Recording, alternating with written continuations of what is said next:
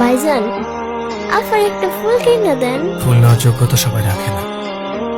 আর তুমি আমাকে এই পার্ক ছাড়া কখনো কোথাও নিয়ে গেছো? আর সব সময় দিছো এই এক সস্তা ফুল। এত সুন্দর দেখতে, তারপরে ফুল নেওয়ার যোগ্যতা রাখে না। বাইরের দিকটা সুন্দর হলে হয় না রে, ভেতরটাও সুন্দর হতে হয়। কিছু মানুষের মুখে মধু থাকলেও অন্তরে বিষ থাকে। কি বলেন ভাইজান, বুঝি না কিছু। ওসব তুই বুঝবি না। এই টাকাগুলো রাখ, তোমার পরীক্ষা করাতে কাজে লাগবে।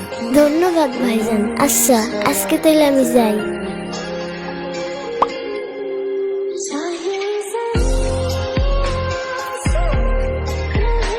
আমাকে ক্ষমা চাওয়ার সুযোগটা পর্যন্ত দাও নাই।